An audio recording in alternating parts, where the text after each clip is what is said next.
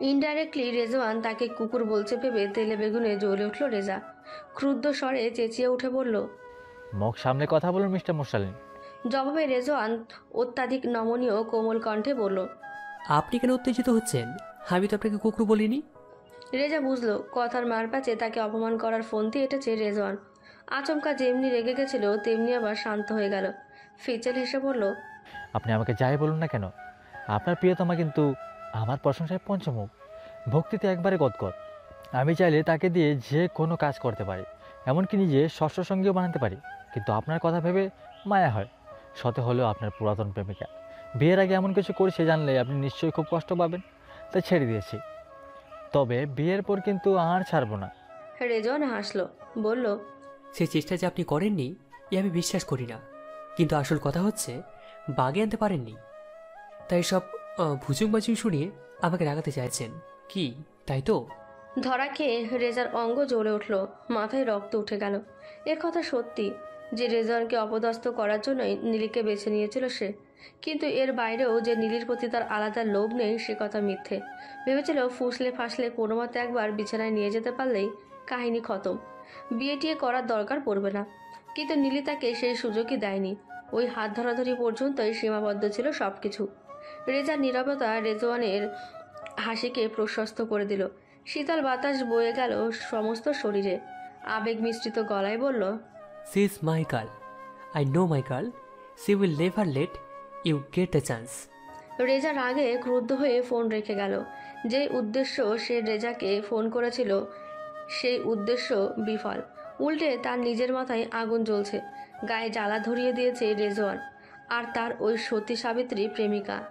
নিজেকে শান্ত করার চেষ্টা করলো রেজা, প্রবোধ দিল আর তো মাত্র কয়টা দিন, বিয়েটা হয়ে গেলেই আসল খেলাটা শুরু করবে সে। নিজের অর্ধশত কোটি টাকা যদি রেজওয়ানের কাছ থেকে আদায় না করে ছেড়েছে তবে তার নামও রেজা নাই। রেজওয়ান ফোন রেখে জাহিদের দিকে তাকিয়ে হাসলো। জাহিদ হাসছে, বলল, আপনি কিন্তু ভীষণ ঝগড়া করতে পারেন স্যার। রেজা সাহেব নিশ্চয় এখন রাগে ফুঁসছে। ঝগড়ার প্রসঙ্গ উঠতেই চট করে তিন্নির কথা মনে পড়ল রেজওয়ানের। ছাদে সেদিন কথাগুলো বলার পর থেকে তিন্নির সঙ্গে আর দেখা হয়নি।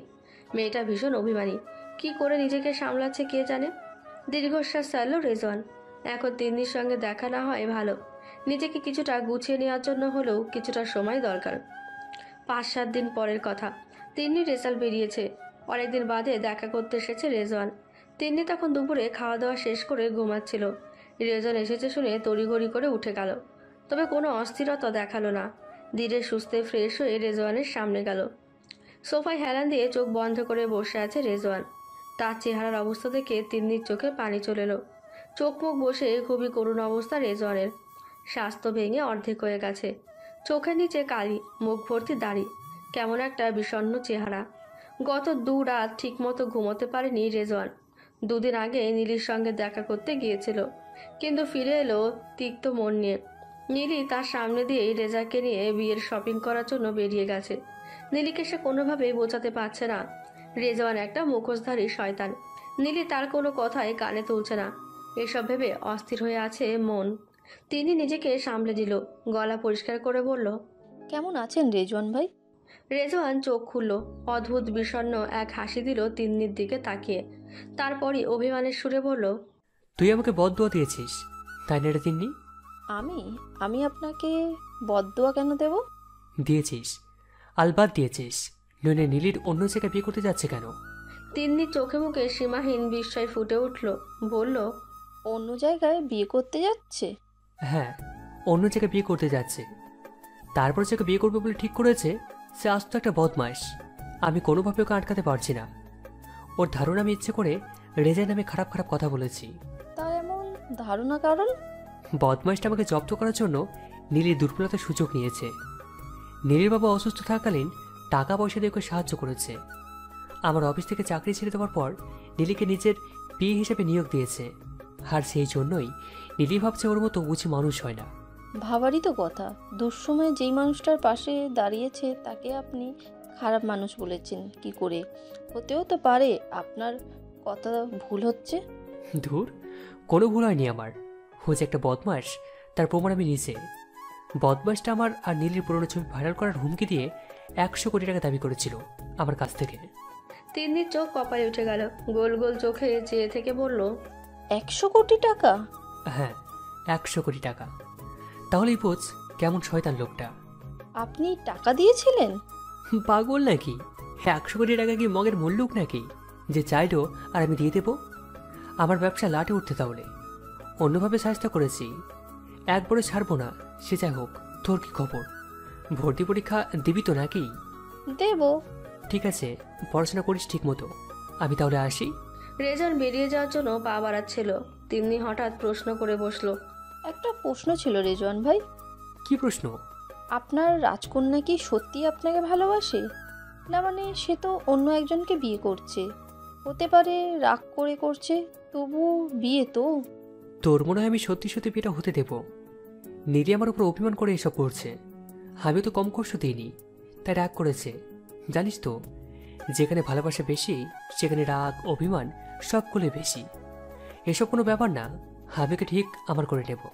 কথা শেষ করে রেজন বেরিয়ে গেল। যদিও নীলির ব্যাপারে সে ভীষণ টেনশনে আছে, নীলি আদৌ তাকে ক্ষমা করবে কিনা, আবার তারা নতুন করে শুরু করতে পারবে কিনা এসব ভেবে অস্থির লাগছে। আর সবচেয়ে বড় কথা, মেয়েটা না বুঝে নিজের সর্বনাশ করতে চলেছে, কিন্তু তিন্নিকে এসব কিছুই বুঝতে দিল না। উপরন্তু কথাবার্তা বলার সময় এমন সাবধানে বলেছে যেন তিন্নির মনে তাকে নিয়ে বিন্দুমাত্রও আশার সঞ্চার না হয়।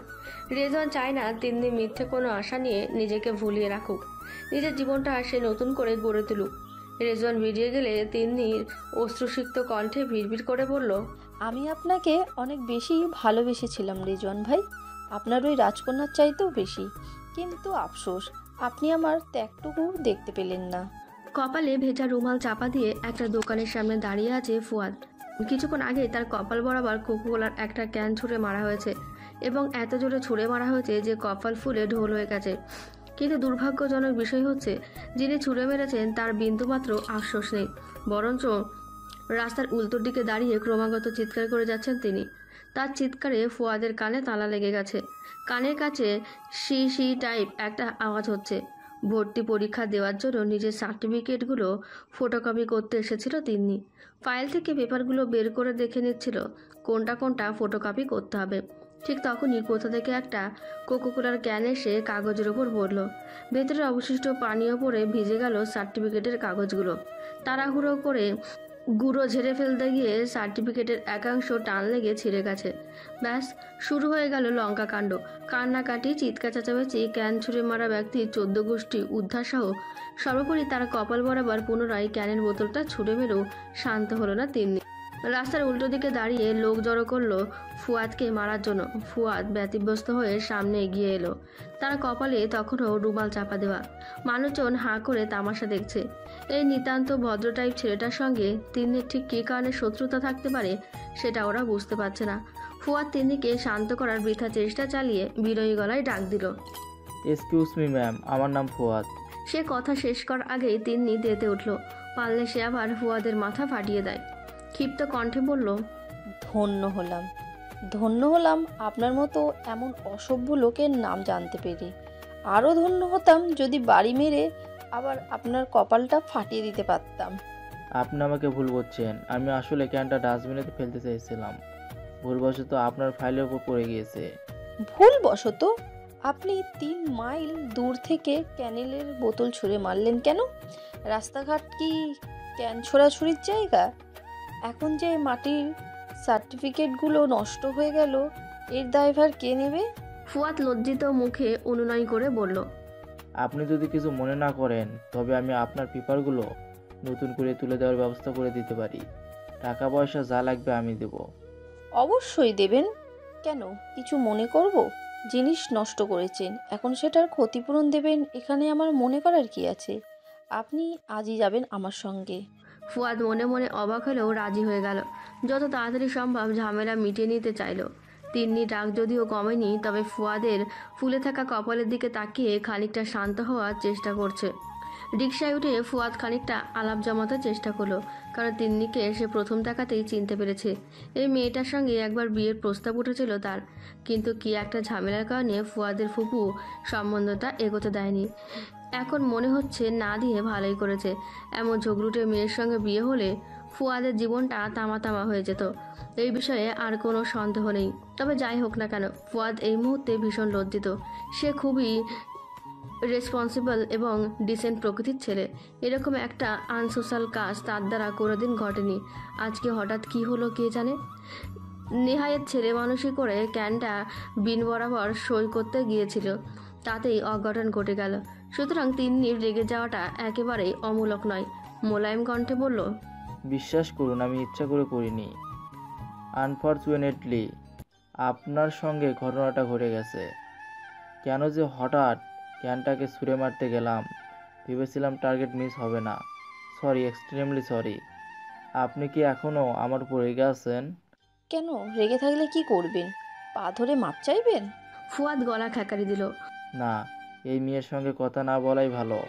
মান সম্মান রাখবে না, ঠোঁটকাটা বদরাগী। বোর্ড অফিসে পৌঁছানোর পর তারা থানায় ডায়েরি করতে বলল। সেখান থেকে তিন্নিকে নিয়ে থানায় গেল ফুয়াদ। থানা থেকে ডিজির কপি নিয়ে সেটা আবার বোর্ড অফিসে জমা দিতে হবে। একদিনে সমস্তটা সম্ভব নয়, তাই কালকে আবার বেরোতে হবে। থানায় বেরোনোর পর ফুয়াদ ভদ্রতা রক্ষার্থে জিজ্ঞেস করলো, কিছু খাবেন? এতক্ষণ যাবৎ ঘোরাঘুরি করছে, নিশ্চয় খিদে পেয়েছে। তো না মানে খিদে না পেলে থাক। তিন্নি জবাব দিল না। তার মন মেজাজ ভালো নেই। ইদানিং আগের চাইতে অনেক বেশি খিটখিটে হয়ে গেছে সে।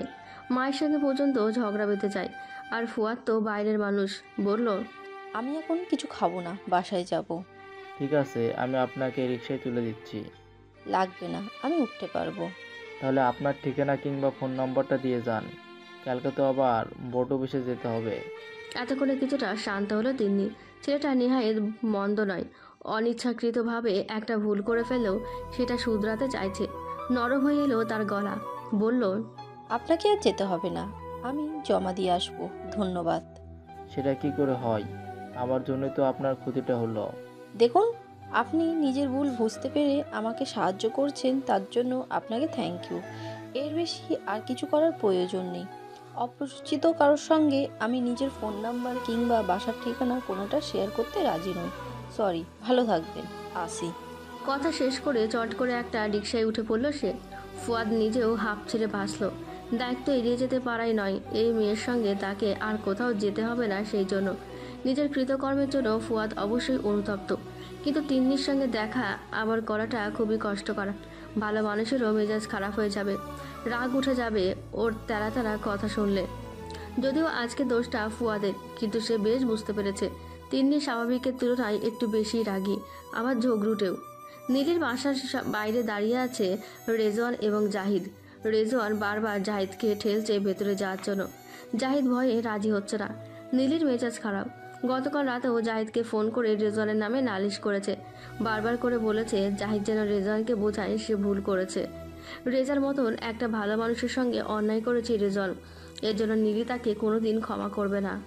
আর সেই জাহিদকেই কিনা এখন রেজওয়ান নীলিকে কনফারেন্স করার জন্য পাঠাচ্ছে। অসহায় লাগছে জাহিদের। এদের দুজনের মাঝখানে পড়ে তার অবস্থা দফারফা হয়ে যাচ্ছে। দুজনের দুদিক থেকে খারাপ করে দেয়। রেজওয়ান পুনরায় তাড়া দিল। জাহিদ মিনমিন করে বলল, না মানে বলছিলাম কি স্যার, কথাগুলো আপনি গিয়ে বুঝিয়ে বললে ভালো হতো না?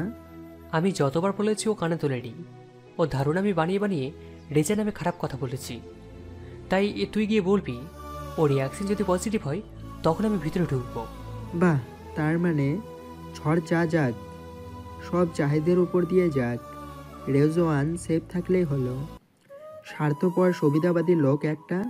মনে মনে দীর্ঘশ্বাস ছাড়ল জাহিদ। সেই বোধহয় প্রথম ব্যক্তি যে কিনা বসের হয়ে তার প্রেমিকা ঝাড়ি খেতে যাচ্ছে, অথচ সে নিজে এই জীবনে একটা প্রেম করতে পারেনি। অর্ধেক জীবন কেটে গেছে রেজওয়ানের সমস্যার সমাধান করতে করতে। পারিবারিক কিংবা ব্যবসায়িক যাই হোক না কেন, রেজওয়ানের সকল সমস্যার সমাধানে জাহিদের ভূমিকা অতুলনীয়। রেজার অবশ্য এসব কিছু ভাবছে না। তার ধারণা জাহিদের সঙ্গে কোনোরূপ খারাপ ব্যবহার করবে না নীলি। জাহিদকে সেই রেজওয়ানের চাইতে বেশি ভালো জানে। কিন্তু আধ ঘন্টা বাদে যখন জাহিদ চুপসে যাওয়া বেলুনের মতো মুখ করে বেরোলো, তখন রেজওয়ানের ধারণাটা পাল্টে গেল। জাহিদ হতাশভাবে মাথা দুলিয়ে বলল, I am sorry sir, I can't help. She is extremely fed up youth you. বিয়ের দিন মিস্টার রেজাকে কিডন্যাপ করা ছাড়া আর কোনো উপায় নেই। জাহিদকে দেখে প্রথমে খুশি হয়েছিল নীলি। ভেবেছিল রেজওয়ানের কুকীর্তির কথা সব জানাবে। রেজার মুখ থেকে শুনেছে সে রেজওয়ান নাকি বিয়ের দিন রেজার কিডন্যাপ করার হুমকি দিয়েছে, মেরে ফেলার হুমকি দিয়েছে। সব শুনে মনে মনে রেজার প্রতি দুঃখ বোধ করলো নীলা। তাকে হেল্প করতে গিয়ে বেচারা বিনা দোষে বারবার রেজওয়ানের হাতে অপদস্থ হচ্ছে। ভীষণ রাগ হলো নীলির। জাহিদের সঙ্গে এর একটা বোঝাপড়া করে নিতে চাইলো। হয় জাহিদ রেজওয়ানকে বোঝাবে, নতুবা নীলি নিজে থানায় গিয়ে রেজওয়ানের নামে কমপ্লেন করে আসবে। কিন্তু এসবের মাঝখানে জাহিদের মুখ থেকে উল্টো রেজার বদনাম শুনে কেঁপে গেল। তার ধারণা রেজওয়ানের শেখানো বুলি কপচাতে এসেছে জাহিদ, তাই রাগে দুঃখে ভদ্র ভাষায় কিছু কথা শুনিয়ে দিয়ে বেরিয়ে যেতে বলল। জাহিদের মুখে সব শুনে রেজওয়ানের একই সঙ্গে মেজাজ খারাপ এবং অসহায় লাগছে। রেজা খুব ভালোভাবেই ব্রেন ওয়াশ করেছে নীলির, কারো কথা বিশ্বাস করছে না সে। এভাবে চলতে থাকলে বিয়েটা কোনো মতেই ঠেকাতে পারবে না রেজওয়ান। জাহিদকে অপেক্ষা করতে বলে সে নিজে গেল নীলির সঙ্গে কথা বলার জন্য। রেজওয়ানকে ভেতরে দেখে নীলির মুখ কালো হয়ে গেল। আবার কোনো মতলব এসেছে কে জানে। মুখ ঘুরিয়ে রান্নাঘরের দিকে চলে যেতে নিল। তখনই ডাক দিল রেজওয়ান। নীলি, দাঁড়াও, তোমার সঙ্গে আমার কিছু কথা আছে। নীলি দাঁড়ায়, বলে, আমি তোমার কোনো কথা শুনতে ইচ্ছুক নই। কি মনে হয় তোমার আমার সব কথা মিথ্যে কথা বলছি? বলছো না একটা নিরপরাধ মানুষকে তুমি আমার জন্য শুধু শুধু কষ্ট দিচ্ছ, তারপরেও বলছো মিথ্যে বলছো না? না, বলছি না, যা সত্যি সেটাই বলছি। তোমার সব সত্যি আমার কাছে মিথ্যে। আমি জানি তুমি ইচ্ছে করে মিস্টার রেজার সম্পর্কে বদনাম করছো। রেজওয়ানের মেজাজ খারাপ হয়ে যাচ্ছে। যতবার নীলিকে বোঝাতে গেছে একই টেপ রেকর্ডার বাজিয়েছে নীলি। রেজা হারামজাদাটা কি বুঝিয়েছে আল্লাহই জানে। আমার কথাটা তোমাকে বিশ্বাস করতে হবে না, কিন্তু জাহিদ, ওকে তুমি বিশ্বাস করো? না, করি না। ও তোমার লোক। রেজওয়ান ঠোঁট দিয়ে জিভা ভেজালো, শার্টের হাতা গোটালো, সোফায় বসে দু আঙুলে কপাল চেপে ধরলো, বলল, ওকে ফাইন, মুখের কথায় তোমাকে বিশ্বাস করতে হবে না, আমি প্রমাণ দেব।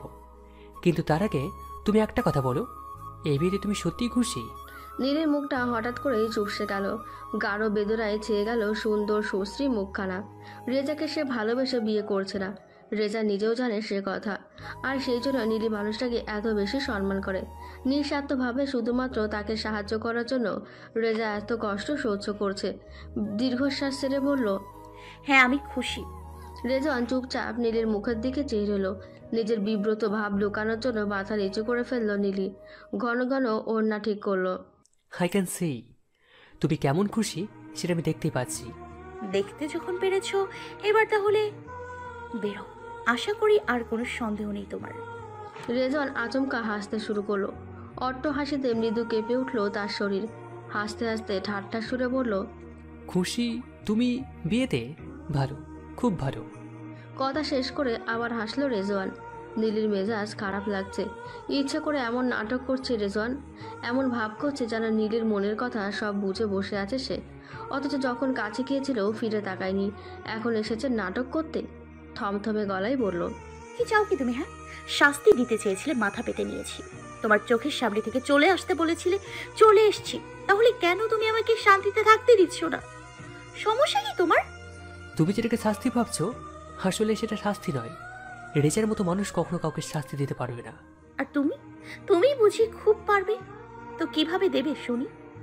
আবার জেলে ঢুকিয়ে, চুরির অভিযোগ দিয়ে, সারাদিন অফিসের রোবটের মতো খাটিয়ে, ভুল হলে কুকুর বেড়ালের মতো তুচ্ছ তাচ্ছিল্য করে নাকি বিছানায় যাওয়ার অফার দিয়ে? কোনটা? বলতে বলতে ঝরঝর করে কেঁদে ফেলল নীলি। কি অসহ্য বেদনায় তার দিনগুলো কেটেছিল এটা কেবল সেই জানে। বিনা দোষে দিনের পর দিন তাকে অপমান করেছে রেজওয়ান। একবারও নীলির কষ্টটা বোঝার চেষ্টা করেনি।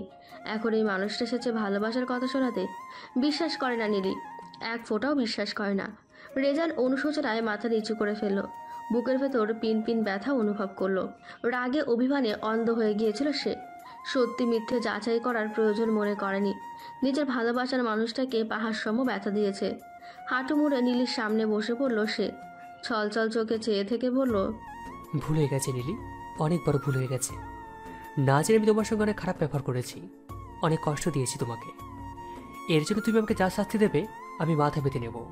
কিন্তু বিশ্বাস করো, আমি এখনো তোমাকে ভালোবাসি। তোমাকে কষ্ট দিয়ে আমি ভালো থাকতে পারিনি। নিজের অজান্তে সেই একই কষ্ট আমার বুকে এসে লেগেছে। আমার আর একটা বার সুযোগ দাও প্লিজ নীলি। নীলির চোখ মুছে মলিন হাসলো। বলল, তোমার কি মনে হয় রেজন আমি তোমার হাতের পুতুল? যখন যা খুশি বলবে, যখন যা খুশি করবে আমি মেনে নেব? আমার কোনো আত্মসম্মান নেই? মিস্টার রেজা আমার জন্য অনেক করেছেন, তাকে আমি অপমানিত হতে দিতে পারি না। রেজনের ক্লান্ত লাগছে। কি করলে সে নীলিকে বোঝাতে পারবে রেজা তার সঙ্গে অভিনয় করছে? কোন মন্ত্র বলে নীলিকে সত্যিটা বোঝাতে পারবে? তুমি কি আমার কোনো কথাই বিশ্বাস করবে না? না। বেশ, তাহলে আমি আমার যা করার করব। জেনে শুনে তোমাকে তো আমি ওই লম্পটার হাতে তুলে দিতে পারি না। মুখ সামলে কথা বলো। তুমি কাকে কি বলছো? হ্যাঁ, যা সত্যি তাই বলছি। বেরিয়ে গেল রেজন। নীলি দীর্ঘশ্বাস ছাড়ল। রেজার মিথ্যেবাদী, প্রতারক, নিষ্ঠুর। নীলিকে অনেক কষ্ট দিয়েছে, অনেক অপমান করেছে, কিন্তু তারপরও একেই ভালোবাসে নীলি। নিজের প্রতি রাগ হয়, কিন্তু সত্যিটা অস্বীকার করতে পারে না। তবে এই সত্যিটা কোনোদিন রেজওয়ানকে জানতে দেবে না সে। রেজাকেও কোনো মতে রেজওয়ানের কাছে ছোট হতে দেবে না। জাহিদা তখন বাইরে দাঁড়িয়ে অপেক্ষা করছিল। রেজওয়ানকে শুকনো মুখে বেরোতে দেখে তার নিজেরও মুখ কালো হয়ে গেল। বলল, উনি বিশ্বাস করেনি তাই না স্যার? আমি জানতাম, কিন্তু এবার কি হবে? আমরা কি সত্যি সত্যি রেজাকে কিডন্যাপ করব? ওই হারাবিকে কিডন্যাপ করে কি হবে? উল্টে নীলই খেপে যাবে। তাহলে বিয়ে আটকাবো কি করে? জাহিদকে অবাক করে দিয়ে রেজওয়ান হাসলো, ফিসফিস করে বলল, আমরা নীলিকে কিডন্যাপ করব। জাহিদ হাঁ করে রেজওয়ানের মুখের দিকে চেয়ে রইল। সে ভেবেছিল নীলিকে কনভিন্স করতে না পেরে রেজওয়ান বুঝি হাল ছেড়ে দিয়েছে, কিন্তু এখন তো দেখছে রেজওয়ান পূর্বের তুলনায় দ্বিগুণ গতিতে মাথা খাটিয়েছে। অতঃপর হাসি মুখে দুজনেই নীলির বাসার সামনে থেকে প্রস্থান করলো। পরের দিন আবার জাহিদকে নিয়ে নীলির বাসায় রওনা হলো রেজওয়ান। জাহিদ কোথায় যাচ্ছে জিজ্ঞেস করতেই বলল নীলিকে জ্বালাতন করতে। ভেতর ঢুকে রেজওয়ান নীলিকে দেখে হাসলো। প্রত্যুত্তরে নীলি ভ্রু কুচকালো, গম্ভীর গলায় প্রশ্ন করলো, আবার কেন এসছো তুমি? তোমার খোঁজ খবর নিতে। কেমন আছো? নীলি রেজওয়ানের প্রশ্নের উত্তর না দিয়ে পাল্টা প্রশ্ন করলো, আমার খোঁজ খবর নিতে? হ্যাঁ, কেন নিতে পারি না? না, পারো না। 2 দিন বাদে আমার বিয়ে। এই মুহূর্তে তোমার এত ঘন ঘন এই বাসায় আসা আমার এবং মিস্টার রেজার দুজনেরই বিব্রতকর এবং অস্বস্তিকর একটা ব্যাপার। রেজা আমার আশা নিয়ে কিছু বলেছে তোমাকে? কি বলবে? আমি নিজে থেকেই তোমাকে আসতে বারণ করছি। কেন? কেন মানে? মিস্টার রেজা না হয় আমার মুখের দিকে তাকিয়ে কিছু বলছে না, কিন্তু আমি তো অবিবেচক নই। তুমি আমার হবু স্বামীকে কিডন্যাপ করার হুমকি দিয়েছো। তোমাকে নিশ্চয় আমি আমার বাসার সাদরে আমন্ত্রণ করতে পারি না? রেজওয়ানের অসহ্য লাগছে। নীলি তার গালে 2 ঘা বসিয়ে দিলেও বোধহয় এত কষ্ট লাগতো না যতটা রেজার পক্ষ নিয়ে কথা বলাই লাগছে। তার উপর আবার বলছে হবু স্বামী, অসহ্যকর। কাছে এগিয়ে গেল সে, নরম হাতে আলতো করে ছুঁয়ে দিতে চাইল নীলিকে। নীলি চট করে সরে গেল, কঠিন গলায় বলল, কথায় কথায় আমার গায়ে হাত দেবে না। কেন? অসুচি হবে? রেজা দিলে হবে না? তিনি কখনো আমার গায়ে হাত দেননি। তিনি? বাহ, রেজা এখন তিনি। তা তোমার এই তিনি আর কি কি করেন না? তোমার মতন মিথ্যাচার, আরেকজনের ক্ষতি করা, মানুষের কষ্ট দেয়া, মানুষের সঙ্গে খারাপ ব্যবহার করা, এসব তিনি করেন না। বাধা দেওয়ার পূর্বে রেজওয়ান নীলিকে কাছে টেনে নিয়ে এলো, 2 হাতে ওর কোমর জড়িয়ে ধরে বলল, তবে তো তিনি সন্ন্যাসী। সন্ন্যাসীর আবার বিয়ের প্রয়োজন কি? তিনি রক্তে মাংসে করা মানুষ, আমার বিয়ে প্রয়োজন। নীলির গলা কাঁপছে। রেজন শক্ত করে ধরেছে ওকে, মৃদু নিঃশ্বাস ফেলছে মুখের ওপর, অদ্ভুতভাবে হাসছে। এদিকে তার অবস্থা দেখে রেজনের হাসি পেয়ে গেল। নতুন প্রেমে পড়া কিশোরীর মতো ছটফট করছে নীলি, দেখতে বেশ লাগছে। এমন ছটফট করছো কেন? আমি তো কিছুই করছি না। নীলি জবাব দেওয়ার জন্য মুখটাও খুলতে পারছে না। অসভ্যটা একেবারে ঠোঁটের কাছে মুখ নিয়ে এসেছে। ঠোঁট বন্ধ করে চোখ দিয়ে শাসালো সে, এর মানে আমাকে ছাড়ো। রেজন ফু দিল ওর মুখের ওপর, বলল, ছাড়তে পারি, তবে একটা শর্তে। স্বেচ্ছে আমাকে একবার জড়িয়ে ধরতে হবে। জড়িয়ে ধরে বলতে হবে, রেজা একটা হিজড়া, ওকে আমি ভালোবাসি না, আমি শুধু তোমাকে ভালোবাসি। দুম করে তার পিঠের ওপর কিল বসালো নীলি, তাক্ত গলায় বলল, অসভ্য, মুখে কিচ্ছু আটকায় না তোমার, তাই না? রেজন হাসতে হাসতে বলল। সিরিয়াসলি আমার কাছে প্রমাণ আছে। লজ্জায় অস্বস্তিতে নীলের চোখ মুখ লাল হয়ে গেল। রেজান এমন নির্লজ্জ অসভ্য হলো কবে থেকে সেটাও বুঝতে পারছে না। আবার বলছে প্রমাণ আছে। ছি ছি ছি ছি। তোমার লজ্জা করছে একটা মেয়ের সামনে দাঁড়িয়ে এ ধরনের অসভ্য কথা বলতে? রেজনের হাসি থামে না। ক্ষিপ্ত নীলিকে আরেকটু রাগানোর জন্য চট করে চুমু খেয়ে নিল সে, বলল, তোমার মাথা গরম হয়ে যাচ্ছে, চুমু খেলে মাথা ঠান্ডা হয়। নীলি প্রথমে কয়েক সেকেন্ডের জন্য হতভম্ব হয়ে দাঁড়িয়ে রইল, তারপর আগত মুখে গর্জে উঠে বলল, অসভ্য যাদব, বেরো আমার বাসা থেকে। যাব না। যাবে না মানে? যাব না মানে যাব না। আমি তোমাকে পুলিশে দিব। দাও, শোধবোধ হয়ে যাবে। নীলির রাগে মাথার চুল টেনে ধরল। রেজওয়ান ইচ্ছে করে তাকে দুর্বল করার চেষ্টা করছে। কিছুক্ষণ দম নিয়ে রেজওয়ানের গলা চেপে ধরল সে, সোফা থেকে টেনে তুললো বের করে দেওয়ার জন্য, কিন্তু তুলে আর নাড়াতে পারল না। রেজওয়ান স্ট্যাচুর মতো শক্ত হয়ে দাঁড়িয়ে রইল। নীলি হাজার চেষ্টা করেও এক চুল নড়াতে পারল না। ছেড়ে দাও নীলি, পরপুরুষের গলার টানটানি ভালো দেখায় না। ঘাড়ের কাছে লোকের দাগ বসে গেছে, লোকে দেখলে অন্য কিছু মনে করবে। নীলির রাগে ঠাঠিয়ে চড় মারল গালে। চড় খেয়েও রেজওয়ান দমল না, বলল, সুন্দরী মেয়েদের হাতে চড় খেলে হাইউ পারে, আরো দুটো মারো। নীলির অবস্থা কাহিল, ঠোঁট চেপে হতাশ গলায় বলল, তুমি ব্যবসা ছেড়ে কমেডি শুরু করলে কবে থেকে? জবে থেকে রেজা সন্ন্যাসী ছেড়ে বিয়ের কথা ভাবছে তবে থেকে। নীলি আর টানাটানি করার শক্তি নেই, হাঁপিয়ে গেছে। হাত পা ছড়িয়ে সোফার ওপর বসে পড়ল সে।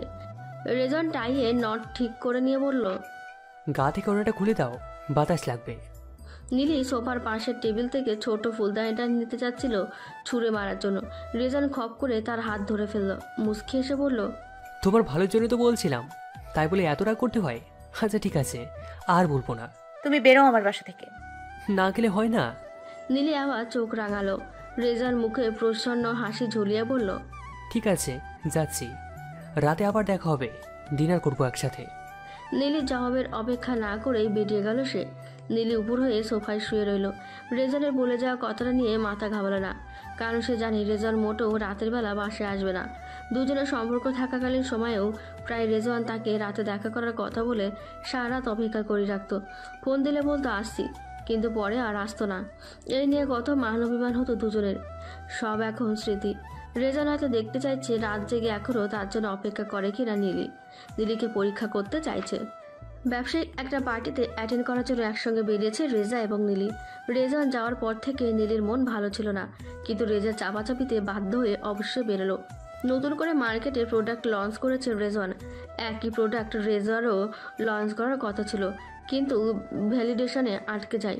রেজাকে জ্বালানোর জন্য হঠাৎ করে সেলিব্রেশন পার্টি রাখার সিদ্ধান্ত নিল রেজওয়ান। নীলি এবং রেজাকেও আমন্ত্রণ জানালো। রেডি হয়ে বিশাল হলরুমের ভেতরে ঢুকতে না ঢুকতেই বড়সড় একটা ধাক্কা খেল রেজওয়ান। অত্যাধিক দুঃখে হতবাক হয়ে চেয়ে রইল সম্মুখ পারে। একে অপরের হাত ধরে সবার সঙ্গে পরিচিত হচ্ছে জানাচ্ছে রেজা এবং নীলি, যেন সদ্য বিবাহিত নবদম্পতি। দুর্বিষহ যন্ত্রণায় রেজওয়ানের বুকের ভেতরটা হাহাকার করে উঠল। অসহায় চোখে চেয়ে রইল নীলির হাস্যজ্জ্বল মুখখানার দিকে। তার সঙ্গে থাকাকালীন সময়ও ঠিক এমনি করেই হাসত বুদ্ধিভ্রষ্ট মূঢ়চিত্ত রমণীটি। আর্দ্র হয়ে এলো চোখ জোড়া। পুরনো স্মৃতিগুলো নতুন করে চোখের সামনে ভেসে উঠল। স্যার, আপনি ঠিক আছেন? চিন্তিত মুখে প্রশ্নটা করল জাহিদ, তার কণ্ঠে সান্ত্বনা সুর। জবাব দিল না রেজন। দীর্ঘশ্বাস ছেড়ে সামনে এগোলো। হাসি মুখে আমন্ত্রিতদের সাথে পরিচিত হতে শুরু করলো। পার্টির এক পর্যায়ে রেজওয়ানের দিকে চোখ পড়ল রেজান। দাম্ভিক হাসি ফুটে উঠল মুখে। টেবিলের এক কোণায় বসে একের পর এক গ্লাস খালি করছে রেজওয়ান। কোম্পানির এত বড় সাফল্য, অথচ তার মুখে হাসি নেই। চোখের সামনে নীলির হাত ধরে হাঁটাহাঁটি করছে রেজা। তাকে দেখে যেন আরো বেশি করে অন্তরঙ্গতা দেখাচ্ছে। হ্যালো মিস্টার মুরসালিন। হাসি হাসি মুখ নিয়ে সামনে দাঁড়িয়ে আছে রেজা। রেজওয়ান জবাব দিল না।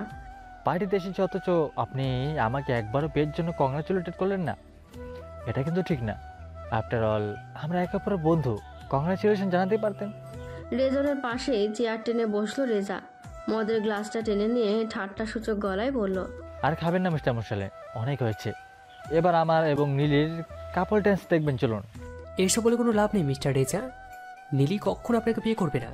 She loves you. কণ্ঠে জেদ চেপে আছে রেজওয়ানের। অট্ট হাসিতে ফেটে পড়ল রেজা। রেজনের পিঠে আলতো চাপড় দিয়ে পড়ল, আপনি সান্ত্বনা নিয়ে থাকুন মিস্টার মুরসালিন, সেই ফাঁকে আমি নীলিকে বিয়ে করে সারা জীবনের জন্য নিজের করে নিই। Don't talk rubbish, she will never marry you. Reza রেজনের কানের কাছে মুখ নিয়ে ফিসফিস করে বলল। She already kissed me. অবিশ্বাস্য দৃষ্টিতে ফ্যাল ফ্যাল করে তার দিকে চেয়ে রইল রেজওয়ান, যেন মুখের কথা হারিয়ে ফেলেছে। নেশার করে সত্যি মিথ্যে যাচাইয়ের ক্ষমতা কাজ করছে না তার, মাথার ভেতর ভনভন করছে। রেজা সেই সুযোগটাই কাজে লাগালো। মৃদু হেসে বলল, I swear her lips was amazing. অতিরিক্ত রাগে চোখ মুখ লাল হয়ে গেল রেজওয়ানের। দিক বিদিক শূন্য হয়ে রেজার নাক বরাবর ঘুষি মারল, কিন্তু মিস হয়ে গেল। নেশাগ্রস্ত থাকার ফলে নিশানা ঠিক রাখতে পারল না। তড়িৎ গতিতে পাশে সরে গেল রেজা। সরে গিয়ে পাল্টা ঘুষি লাগলো রেজওয়ানের উদ্দেশ্য করে। সঙ্গে সঙ্গে গলগল করে রক্ত পড়তে শুরু করলো রেজওয়ানের নাক দিয়ে। এরপর শুরু হলো দুজনের মারামারি। মদের নেশায় রেজওয়ানের হুঁশ নেই, তথাপি শরীরে সব শক্তি দিয়ে রেজার পেটে লাথি মারল। দূর থেকে সেটা দেখতে পেয়ে দৌড়ে এলো নীলি। ধাক্কা দিয়ে রেজওয়ানকে সরিয়ে দিল। ধাক্কা খেয়ে মাটিতে পড়ে গেল রেজওয়ান। ওঠার শক্তি নেই তার। একে তো মাতাল, তার উপর মারামারি। তথাপি টেবিলের কোণা চেপে ধরে উঠে দাঁড়ালো। রেজাকে মাটি থেকে তুলে দাঁড় করিয়েছে নীলি। উঠে দাঁড়িয়ে নানা রকমভাবে রেজওয়ানকে দোষারোপ করলো রেজা, যেন তার কোনো দোষই নেই। এদিকে রেজওয়ান তখনও চিত হয়ে পড়েছিল, তার দৃষ্টি নীলির দিকে। নিষ্ঠুর মেয়েটা রেজাকে নিয়েই ব্যস্ত, অথচ মার খেলো সব রেজওয়ান। নাক দিয়ে রক্ত পড়ছে, ঠোঁট কেটে গেছে। সেদিকে নীলির কোনো ভ্রুক্ষেপ নেই। সে রেজার হাত ধরে বেরিয়ে যাচ্ছে। নিজের অজান্তেই চোখ ভিজে গেল রেজওয়ানের। এত নিষ্ঠুর, এত পাষাণ কবে থেকে হলো নীলি? মারামারির খবর শুনে দৌড়ে এলো জাহিদ। রেজওয়ানকে রক্তাক্ত অবস্থায় মাটিতে পড়ে থাকতে দেখে হসপিটালে নিয়ে গেল তাড়াতাড়ি। পেটের ওপর আইস ব্যাগ ধরে আছে রেজওয়ান। জাহিদ তাকে স্যুপ খাইয়ে দিচ্ছে। খবর পেয়ে তিন্নিকে নিয়ে দেখা করতে এসেছে শাইলা মুরসালিন। জাহিদকে দেখে বহু কষ্টের মাঝেও হাসি চলে এলো তিন্নির। বউদের মতন রেজওয়ানের সেবা করেছে জাহিদ। ফিক করে হেসে দিল সে। তাকে হাসতে দেখে জাহিদ বিব্রত হলো। শাইলা মুরসালিনকে উদ্দেশ্য করে বলল, স্যার কিছুই খাচ্ছেন না ম্যাম, খালি পেটে ঔষধ খাওয়ানো যাবে না।